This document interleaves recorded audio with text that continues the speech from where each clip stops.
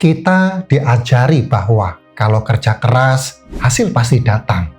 Tapi nyatanya, seringkali yang datang justru rasa capek dan kecewa. Dan kamu mulai bertanya, apa yang salah dariku? Hari ini, yuk kita lihat lebih dalam. Bukan apa yang salah, tapi apa yang bisa diubah dari dalam diri.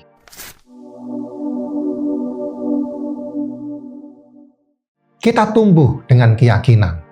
Usaha tak akan mengkhianati hasil. Tapi semakin dewasa kita sadar, hidup nggak sesederhana itu. Ada yang berjuang mati-matian, tapi masih tertatih. Dan ada pula yang terlihat santai, tapi rezekinya terus mengalir. Kalau kamu pernah merasakannya, maka video ini untukmu. 3 cara mengubah mental saat menghadapi ketimpangan rezeki. Yang pertama, ubah fokus dari membandingkan ke membangun. Salah satu hal yang paling diam-diam menguras tenaga batin kita adalah membandingkan diri sendiri dengan orang lain. Kita nggak sadar, tapi setiap kali lihat pencapaian orang lain, entah di media sosial, lingkungan kerja, atau bahkan dalam lingkungan pertemanan, hati kita mulai gelisah. Dia udah mapan, punya rumah sendiri, aku masih berjuang bayar uang kontrakan tiap bulan. Usaha dia berkembang cepat, aku masih mutar-mutar di tempat yang sama. Dan tanpa sadar, kita mulai mempertanyakan nilai diri sendiri. Padahal, hidup ini bukan lomba lari dan kamu nggak pernah benar-benar tahu medan apa yang sedang dilalui orang lain. Yang paling penting dalam hidup ini bukan seberapa cepat kamu sukses, tapi apa yang sedang kamu bangun. Dan siapa dirimu yang sedang tumbuh dalam proses itu. So, fokuslah pada perkembanganmu sendiri. Sekecil apapun langkahmu hari ini, itu tetap berarti.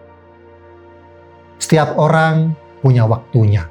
Ada yang sekarang sedang panen hasil kerja kerasnya. Tapi ingat, mereka juga pernah melewati masa-masa sepi saat mereka menanam, belajar, dan bersabar dalam diam. Dan bisa jadi kamu sedang berada di masa menanam, di masa memupuk kekuatan, kesabaran, dan keteguhan hati.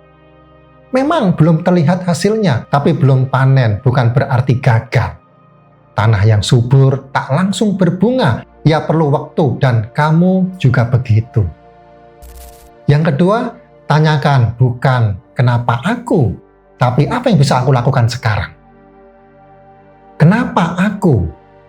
Pertanyaan ini sering muncul di saat-saat sunyi, saat dunia terasa terlalu berat dan kita merasa tertinggal jauh dari semua orang.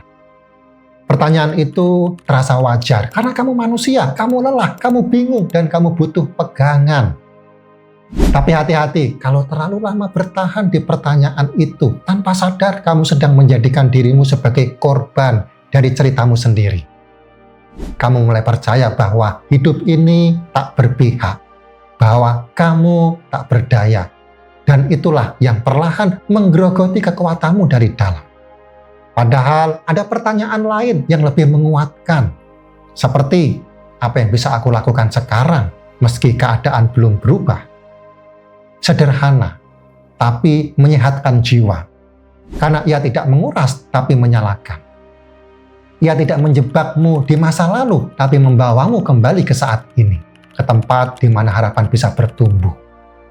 Langkah kecil hari ini memang tidak langsung mengubah keadaan di luar.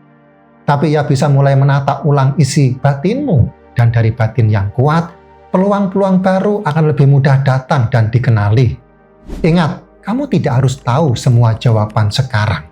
Kamu hanya perlu cukup sadar untuk memilih pertanyaan yang tepat. Bukan kenapa aku, tapi apa yang bisa aku lakukan dengan apa yang aku miliki hari ini. Dari situ arah hidupmu mulai terbentuk pelan-pelan, tapi pasti. Yang ketiga, rawat diri dengan rasa cukup. Rasa cukup bukan berarti menyerah, dan juga bukan tanda kamu nggak punya ambisi. Justru rasa cukup adalah kekuatan batin paling dalam yang membuat kamu tetap tenang. Bahkan saat dunia di sekitarmu terlihat berlari jauh lebih cepat. Saya tahu, hidup hari ini membuat kita mudah merasa tertinggal. Lihat media sosial sebentar saja, kita bisa langsung merasa kurang berhasil, kurang kaya, kurang dihargai. Tapi rasa cukup itu bukan soal punya segalanya, melainkan tentang berdamai dengan apa yang sudah ada, sembari tetap melangkah menuju apa yang kamu cita-citakan. Belajar bersyukur bukan berarti berhenti bermimpi, bukan berarti kamu nggak boleh ingin lebih baik, tapi bersyukur itu seperti menanam akar yang kuat. Supaya saat badai datang, kamu tidak tumbang karena ketakutan. Kalau kamu berjuang karena takut dianggap gagal, maka kamu akan mudah lelah dan mudah menyerah. Tapi kalau kamu melangkah dari rasa percaya bahwa hidup ini cukup dan kamu pun cukup, maka langkahmu jadi lebih tenang. Dan rezekimu datang tanpa harus dikejar dengan panik. So, rawatlah dirimu dengan rasa cukup. Bukan karena kamu malas, tapi karena kamu sadar. Kamu berharga. Bahkan saat hasil belum datang. Dan kamu layak merasa damai, bahkan sebelum segalanya sempurna. Di antara kata dan napas, ada ruang sunyi yang penuh makna. Dan di sanalah, kamu bisa menemukan kembali dirimu sendiri. Sekarang yuk kita masuk ke ruang itu bersama-sama. Sekarang, ambil jeda sejenak, letakkan bebanmu, dan izinkan dirimu hadir penuh di detik ini. Bukan untuk berpikir keras, tapi untuk mendengarkan dengan lembut. Apa yang sebenarnya sedang dibisikkan hatimu? Selama ini, apakah kamu terlalu sibuk melihat keluar, sampai lupa menghargai proses kecil yang sedang kamu jalani? Apakah kamu benar-benar berjalan di jalanmu sendiri? Atau tanpa sadar, hanya membandingkan langkahmu dengan orang lain? Kita semua sedang menapaki jalan yang tak sama.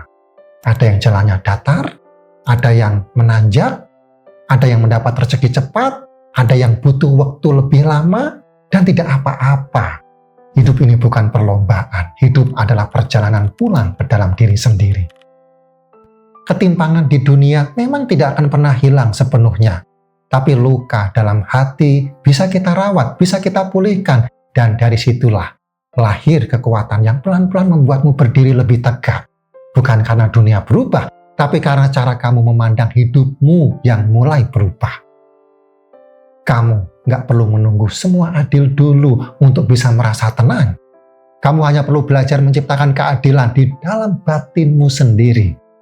Keadilan untuk diri yang sudah lelah, keadilan untuk diri yang sudah berusaha, keadilan untuk hati yang hanya ingin dihargai, meski belum jadi apa-apa di mata dunia. Mulailah dari cara kamu berbicara pada dirimu sendiri dengan lebih lembut, lebih penuh percaya, dan lebih sadar bahwa kamu sedang bertumbuh, dan itu sudah luar biasa. Kalau video ini membuat kamu merasa sedikit lebih ringan, jangan lupa klik like, tulis di kolom komentar apa yang paling menyentuh hatimu hari ini, dan subscribe agar kita bisa terus bertumbuh bersama. Dan kalau kamu ingin memperdalam proses ini, saya undang kamu untuk bergabung di program Success Blueprint Mastery, sebuah perjalanan membangun kekuatan dari dalam, dari rasa syukur hingga warisan hidup yang bermakna. Klik join. Sampai jumpa di video berikutnya. Jaga dirimu dan tetap percaya, rezekimu tidak akan tertukar.